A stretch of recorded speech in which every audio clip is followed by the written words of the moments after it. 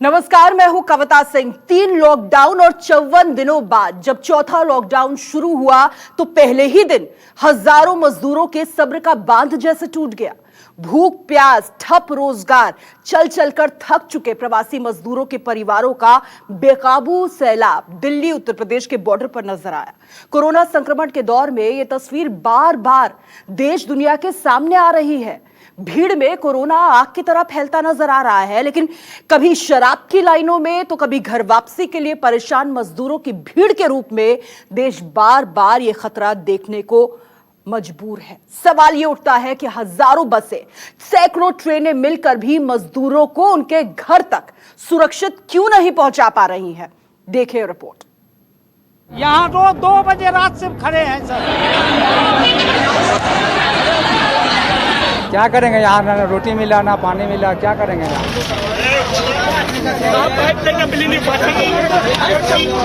यहाँ तो टाइम से कुछ नहीं मिल रहा सर, काम धंधा सब बंद है। लॉकडाउन 4 के पहले दिन सड़कों पर जन सैलाब।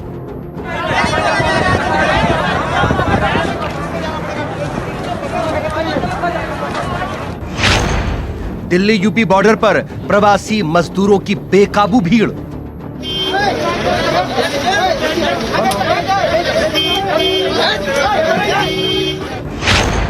हजारों मजदूरों के सामने पुलिस प्रशासन बेबस।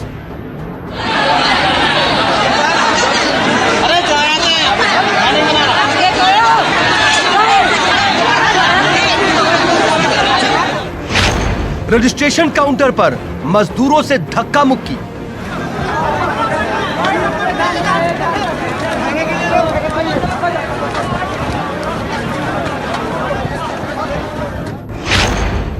अड़तालीस घंटे से बस के इंतजार में बैठे मजदूरों का सब्र टूटा।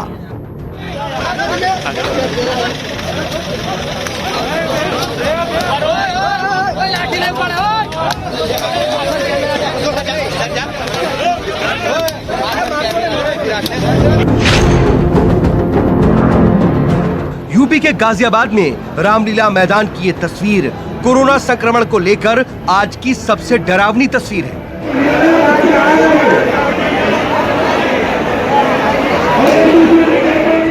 दो गज की दूरी को रौंदती हुई प्रवासी मजदूरों की भीड़ दिल्ली यूपी बॉर्डर पर इकट्ठा हुई।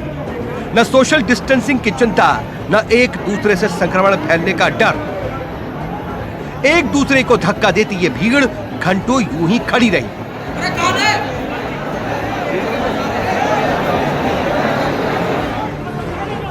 घर लौटने के लिए बनाए गए रजिस्ट्रेशन काउंटर के सामने हजारों प्रवासी मजदूर एक दूसरे के साथ धक्का मुक्की करने लगे।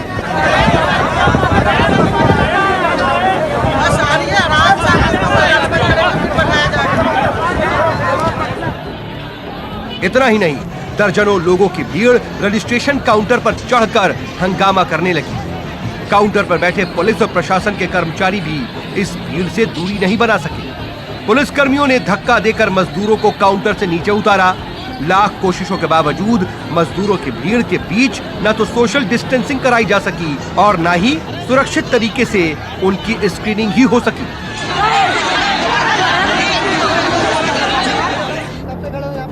यहाँ रोज 2 बजे रात से खड़े हैं सर।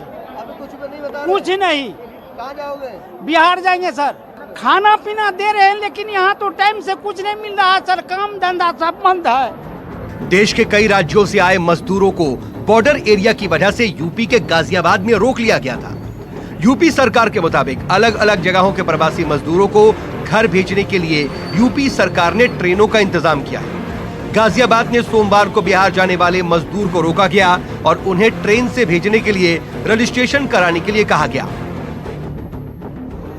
इस दौरान रामलीला मैदान में एक दो नहीं, सैकड़ों नहीं, हजारों की संख्या में मजदूर आ गए। इनका कहना था कि घर जाने के लिए करीब 48 घंटे से वो बस या ट्रेन का इंतजार कर रहे हैं, लेकिन उन्हें घर भेजने का इंतजाम नहीं हो सका।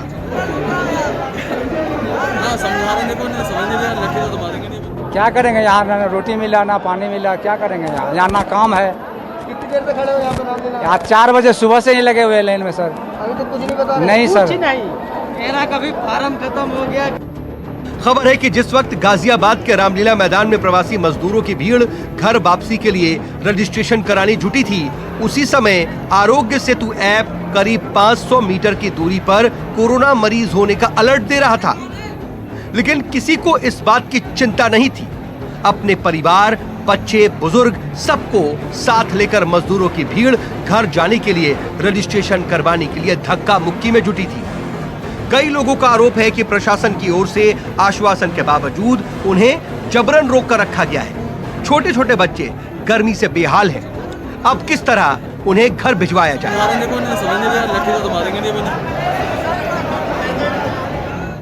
रजिस्ट्रेशन हो गया? अभी कहाँ हुआ है? अभी कुछ नहीं हुआ? कुछ नहीं हुआ, हाथ में रखे हुए हैं आधार कार्ड। गाजियाबाद में प्रवासी मजदूरों की भारी भीड़ के सामने रजिस्ट्रेशन कराने के लिए तय किए गए नियम और लाइनें सब फेल हो गई। पुलिस प्रशासन मजदूरों को व्यवस्थित करना तो दूर, सोशल डिस्टेंसिंग का पालन भी नहीं करा पा रही थी। मजदूरों की भीड़ किसी भी सूरत में जल्द से जल्द घर पहुंचने के लिए रजिस्ट्रेशन करवाना चाहती थी।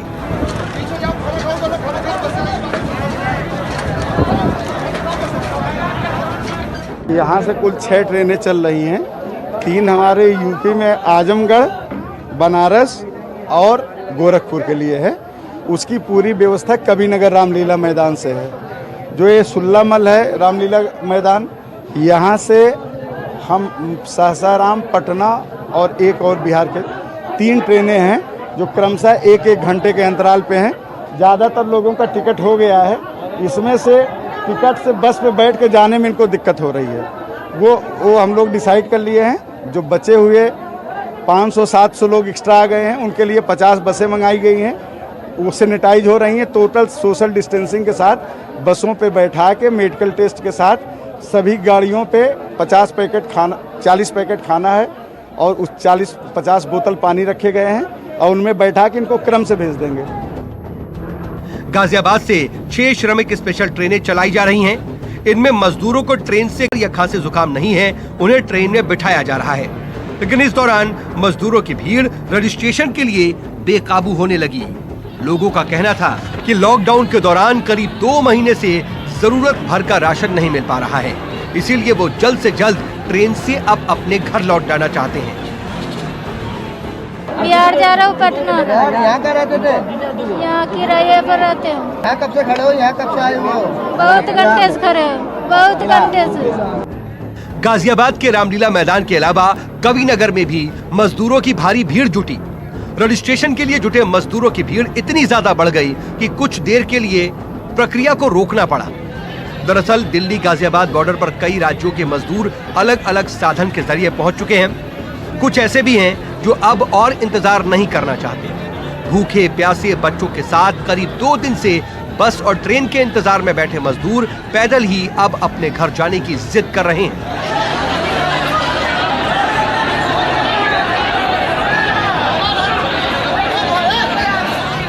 गाजियाबाद में घर वापसी के लिए जुटे मजदूरों की तमाम तस्वीरें नजर आई, लेकिन सबका दर्द एक जैसा है। कई मजदूरों ने तो यहाँ तक कह दिया कि अब उन्हें कोई सरकारी मदद या पैसे नहीं चाहिए, वो सिर्फ अपने घर जाना चाहते हैं। इनमें से कई मजदूर दिल्ली के अलग अलग इलाकों में काम करते थे, लेकिन 2 महीने से काम पूरी तरह ठप है। अब तक किसी तरह वक्त काट लिया, लेकिन मजदूरों का कहना है कि अभी काम शुरू होने की उम्मीद और परिवार का पेट भरने की कोशिश दोनों बहुत मुश्किल लग रहा है। इसमें कोई शक नहीं कि प्रवासी मजदूरों की समस्याएं बेहद गंभीर हैं। लेकिन हम प्रवासी मजदूरों से अपील करते हैं कि वो अगर पुलिस प्रशासन तक पहुंचे हैं तो उन्हें जरूर घर तक भिजवाया जाएगा, लेकिन अपनी और अपने परिवार की सुरक्षा के लिए उन्हें आपस में दूरी बनाकर रखनी होगी। भीड़ बनाकर कहीं भी जुटने से कोरोना संक्रमण की लाइलाज मुसीबत में पड़ सकते हैं।